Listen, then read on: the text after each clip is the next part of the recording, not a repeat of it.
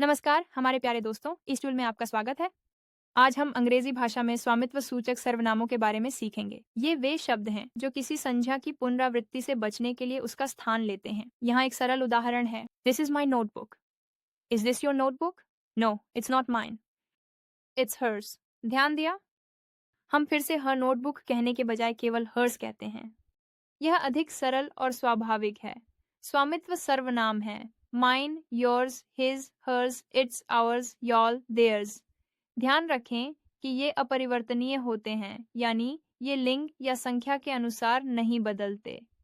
आइए कुछ वाक्य बनाते हैं, सकारात्मक, प्रश्नवाचक और नकारात्मक रूप में। आइए कुछ वाक्य बनाएं, सकारात्मक, प्रश्नवाचक और नकारात्मक। This book is mine. Is this book mine? This book isn't mine. This notebook is yours. Is this notebook yours? This notebook isn't yours. ध्यान रखें कि संज्ञा को इट से बदला जा सकता है। It is mine. Is it mine? It isn't mine. ये वाक्य बातचीत में बहुत इस्तेमाल होते हैं। पूरा पाठ वेबसाइट पर जरूर देखें ताकि आप जान सकें कि हम टू हैव क्रिया का इस्तेमाल स्वामित्व दिखाने के लिए कैसे करते हैं।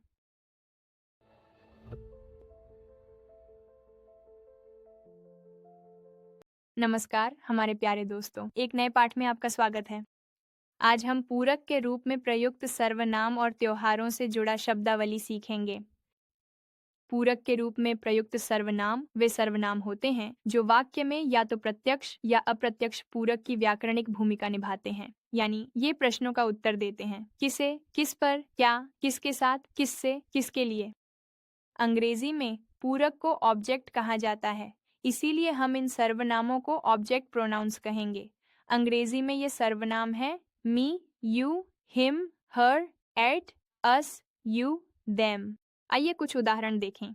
Send me a Christmas card. मुझे एक क्रिसमस कार्ड भेजो। किसे भेजो?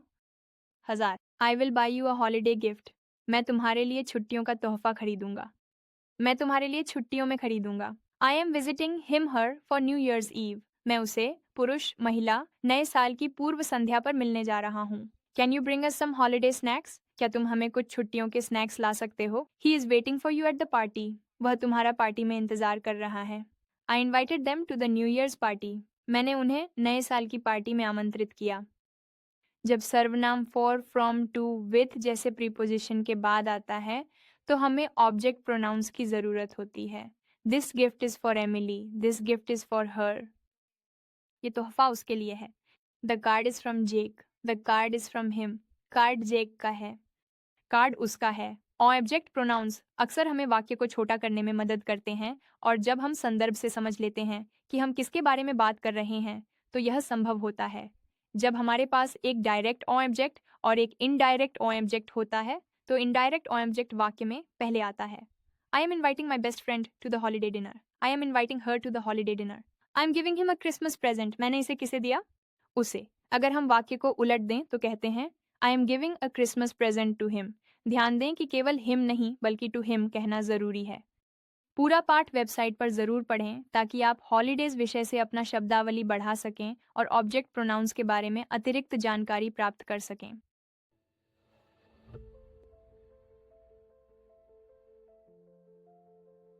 नमस्ते हमारे प्यारे दोस्तों, एए स्कूल में आपका स्वागत है। इस पाठ में हम क्रमवाचक संख्याएं सीखेंगे। इनका उपयोग किसी तत्व की किसी श्रेणी में स्थिति बताने के लिए किया जाता है।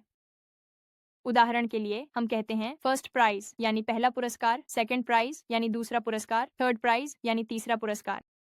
क्रमवाचक संख्याएं हम चार में से किसी एक प्रत्यय एसटी, एनडी, आरडी या टीएच जोड़कर बनाते हैं। वे संख्याएं जो एक अंक पर समाप्त होती हैं उन्हें एसटी प्रत्यय मिलता है, जैसे 1 बन जाता है फर्स्ट। वे संख्याएं जो 2 अंक पर समाप्त होती हैं उन्हें एनडी प्रत्यय मिलता है, जैसे 22 बन जाता है 22nd। वे संख्याएं जो 3 अंक पर समाप्त होती हैं उन्हें आरडी प्रत्यय मिलता है, जैसे 23 बन जाता है 23rd।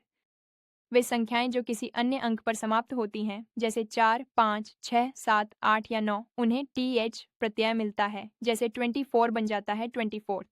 कुछ अपवाद भी हैं। 11, 12 और 13 ही ऐसे नंबर हैं जो भले ही वे 1, 2 या 3 पर खत्म होते हैं, अंत में टीएच लगाते हैं। ही केम 11th, वह 11वें स्थान पर आया। शी टर्न्ड 12th, वह 12 साल की हो गई। They live on the 13th floor, वे 13वीं मंजिल पर रहते हैं। क्या तुम जानते हो कि तारीखों को हम क्रमवाचक संख्याओं से व्यक्त करते हैं? 1 फरवरी को हम द 1st ऑफ February कहते हैं। 2 अप्रैल को हम द 2nd ऑफ April कहते हैं। पूरा पाठ वेबसाइट पर जरूर पढ़ो।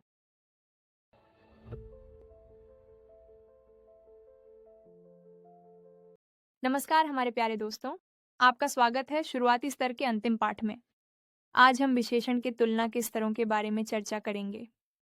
विशेषण के 3 तुलना स्तर होते हैं: सकारात्मक, तुलनात्मक और सर्वोत्तम।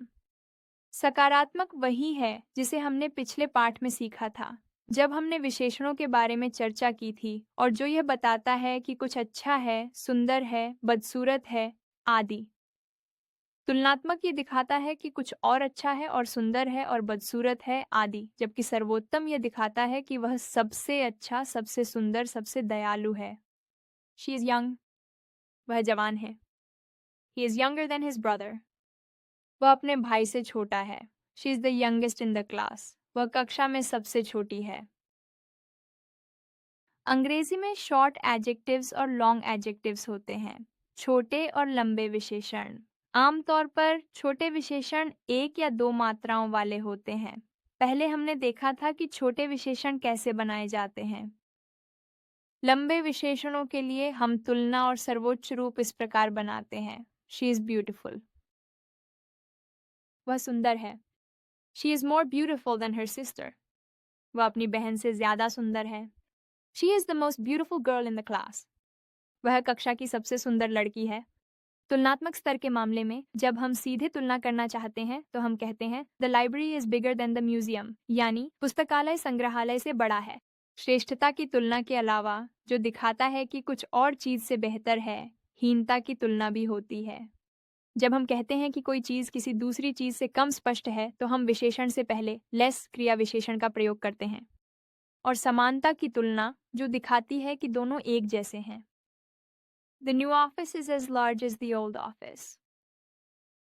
नया कार्यालय पुराने कार्यालय जितना ही बड़ा है, इसलिए हम AS प्लस विशेषण प्लस AS की संरचना का उपयोग करते हैं। कुछ विशेषण ऐसे होते हैं जो तुलना और सर्वोच्चता की सामान्य नियमों का पालन नहीं करते। उदाहरण के लिए गुड, बेटर, द बेस्ट।